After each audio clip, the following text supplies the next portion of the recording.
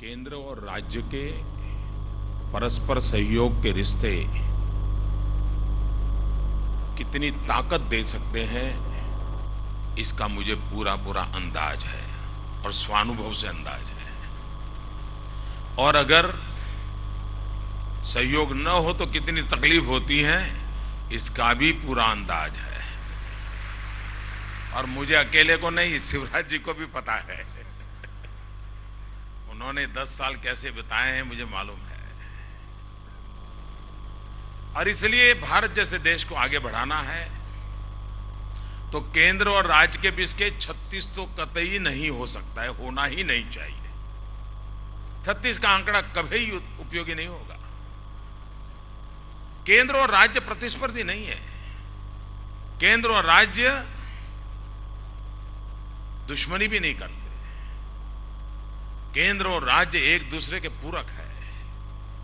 और ये मैसेज हिंदुस्तान में काम करना जो चाहते हैं उन सबको होना चाहिए कि आप किसी भी राज्य में जाइए, वो राज्य अगर आपके साथ खड़ा है तो आप लिख के रखिए केंद्र आपके साथ खड़ा है। कोई चिंता करने की जरूरत नहीं है।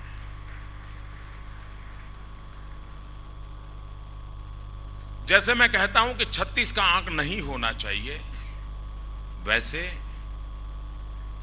सिर्फ पास पास होने से भी बात बनती नहीं है कि केंद्र और राज्य पास पास खड़े हैं। पास पास खड़े रहते हैं तो 1+1 2 होता है। 36 से बाहर निकल गए, अच्छी बात है, लेकिन यहां पर अटकने से काम नहीं होगा। पास पास अगर है तो 1+1 2 होता है। मुझे तो इससे भी 2 कदम आगे जाना है। पास पास नहीं, साथ साथ होना है।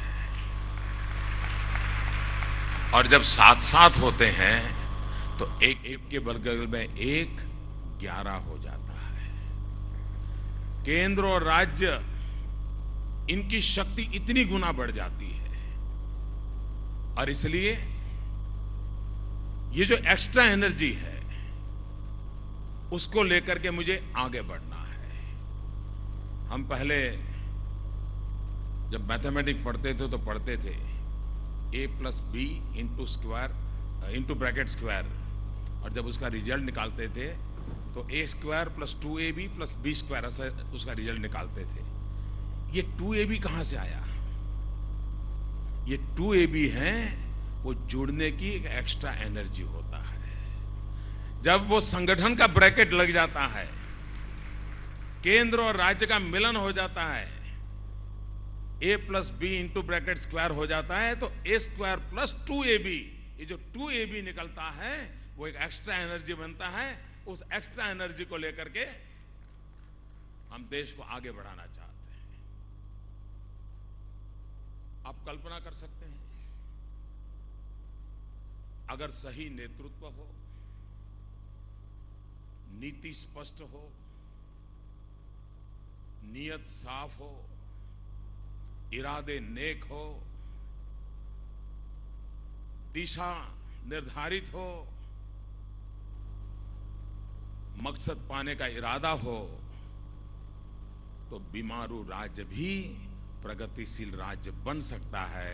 इसका उत्तम उदाहरण शिवराज जी, उनकी टीम और मध्य प्रदेश ने दिखाया है।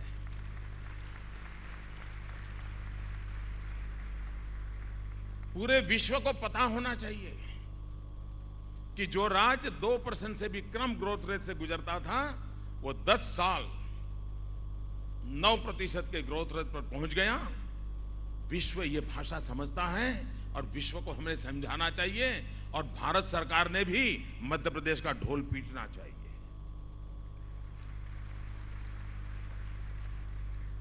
दुनिया जाने के भी कैसे बदलाव आ रहा है।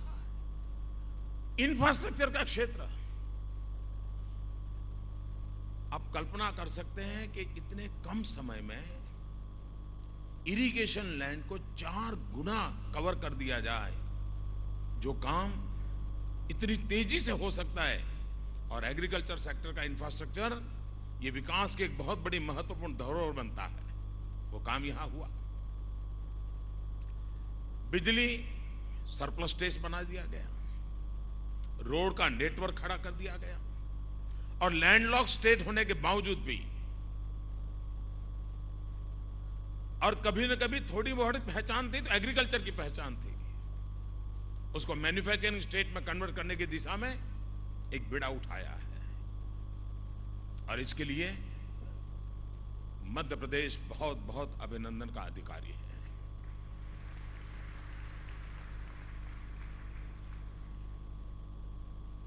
भारत के सामने एक प्रमुख लक्ष्य है, और वो प्रमुख लक्ष्य है रोजगार उपलब्ध कराना। हमारी पहली प्राथमिकता विकास में यह है कि हम सर्वाधिक रोजगार कैसे उपलब्ध करा सकें। यह देश नौजवानों का देश है, उनके हाथ में अगर रोजगार के अवसर होंगे तो केंद्र और राज्य मिलकर के जितनी ताकत से आगे बढ़ते हैं, अगर इन नौजवान की भुजाएं हाथ लग जाएं तो शायद ऊंचाइयों को पार करने में हमें देर नहीं लग जाएगी, ये मेरा विश्वास है। और इसलिए हम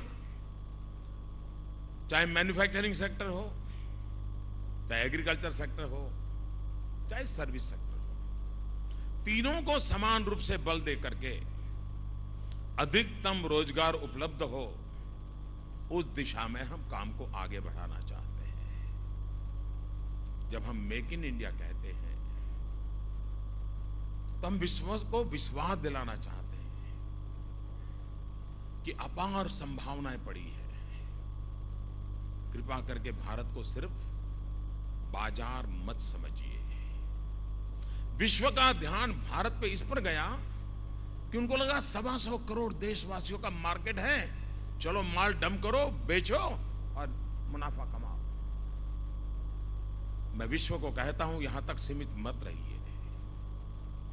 अगर भारत विकास नहीं करेगा तो उसका परचेजिंग पावर नहीं बढ़ेगा।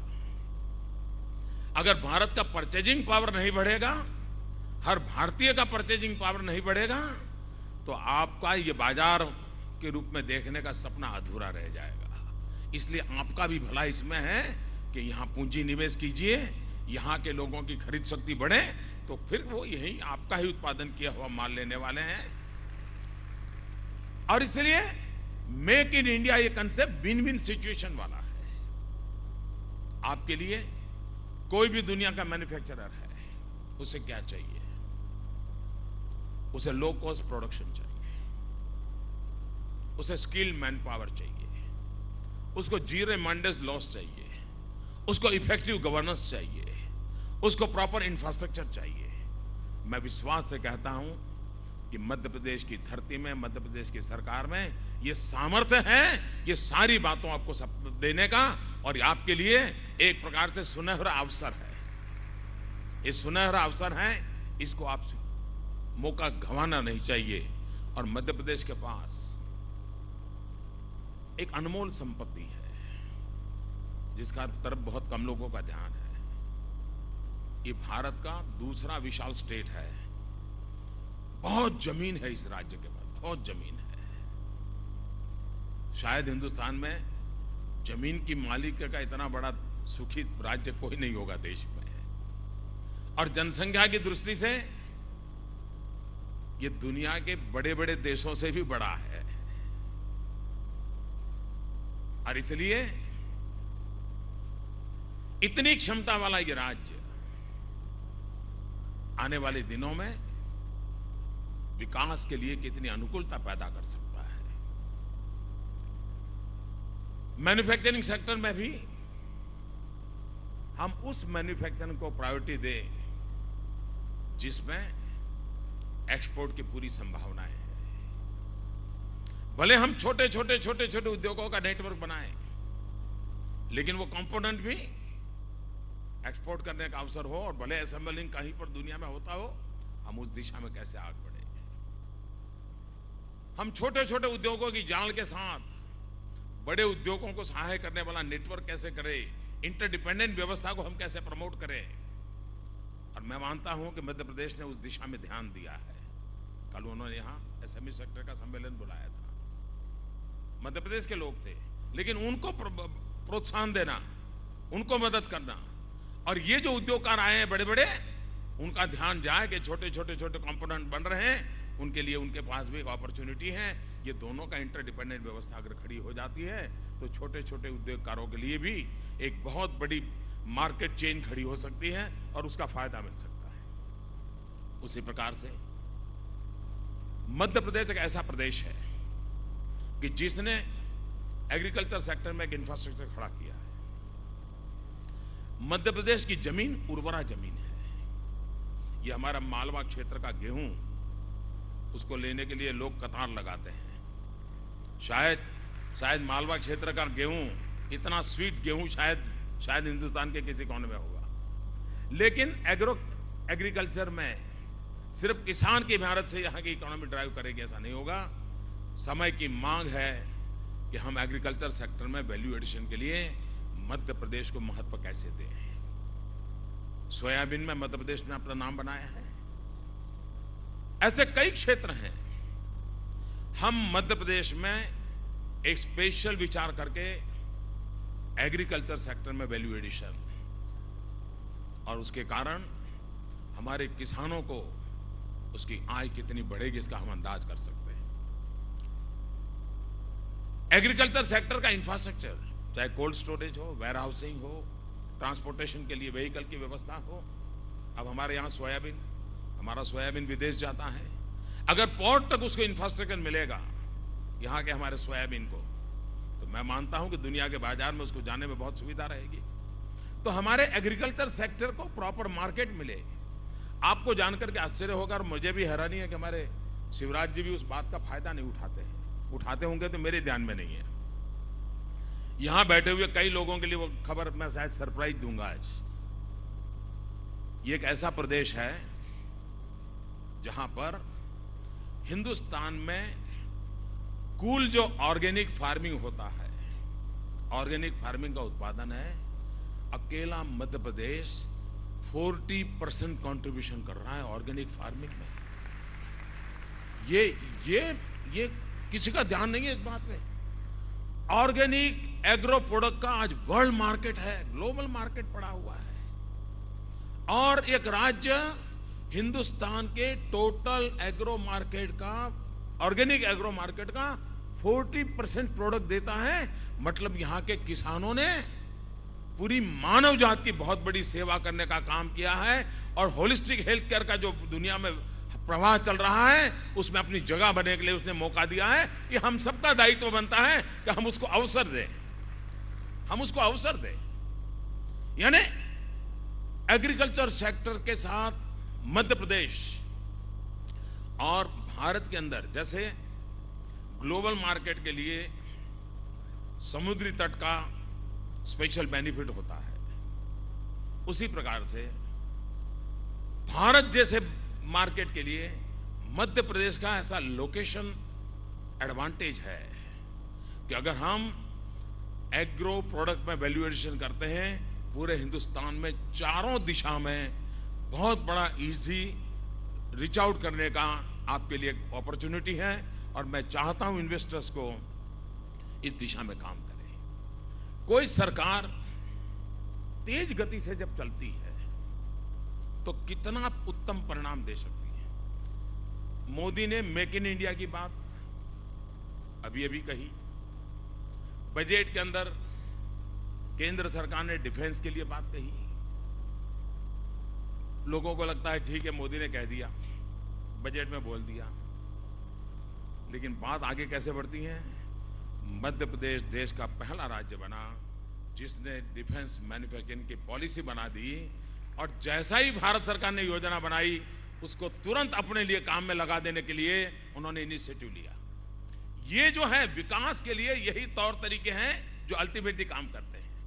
उन्होंने तुरंत अपने राज्य के रिसोर्सेज, अपने राज्य के कानून, अपने राज्य की स्थिति और डिफेंस मैन्युफैक्चरिंग सेक्टर के लिए परंपरागत रूप से जबलपुर और ग्वालियर उसने अपनी एक जगह थी, ठीक कालक्रम में सब नष्ट हो गया या तो हालत बड़ी खस्ता हो गई, लेकिन वहां पर नेचुरल टेंडेंसी पड़ी हुई है जबलपुर और ग्वालियर में। जबलपुर ग्वालियर की जो नेचुरल टेंडेंसी है और शिवराज सिंह की सरकार ने जो डिफेंस पॉलिसी लाए हैं, डिफेंस मैन्युफैक्चरिंग सेक्टर के लिए पॉलिसी लाए हैं, और भारत सरकार का जो इनिशिएटिव है, मैं मानता हूं भारत को डिफेंस के सेक्टर में सेल्फ सफिशिएंट बनाने की दिशा में एक महत्वपूर्ण कदम मध्य प्रदेश ने उठाया है। मैं सभी क्षेत्र के इन्वेस्टर्स को कहता हूं कि ये देश की बहुत बड़ी सेवा का क्षेत्र खुल रहा है, और ये वो मैन्युफैक्चरिंग है जो भारत के इंपोर्ट को कम करेगा। आज हम हर छोटी चीज विदेशों से लाते हैं।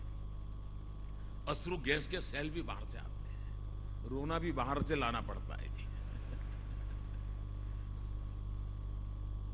ये बदलना है जी स्थिति, ये बदलना है। और हमें कौन क्यों रुलाए? रोना होगा तो हम खुद रो लेंगे।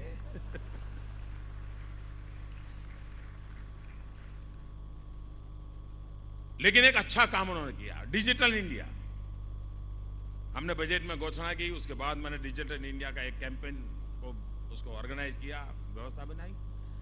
लेकिन अभी तो वहां हमारा काम अभी तो हम कर रहे हैं, और मध्य प्रदेश डिजिटल इंडिया को धरती पर उतारने के लिए 2 इलेक्ट्रॉनिक एस्टेट को बनाने का शिलान्यास कर देता है। आप देखिए, केंद्र और राज्य मिलकर के उस योजना के प्रकाश में, इस विजन के प्रकाश में योजनाओं को इंप्लीमेंट करने का काम कितना तेजी से हो रहा है। प्रधानमंत्री जनधन योजना बनी, भारत सरकार ने प्रधानमंत्री जनधन योजना लॉन्च की, बैंकों को लगाया, लेकिन मध्य प्रदेश ने इसे अपना बना दिया।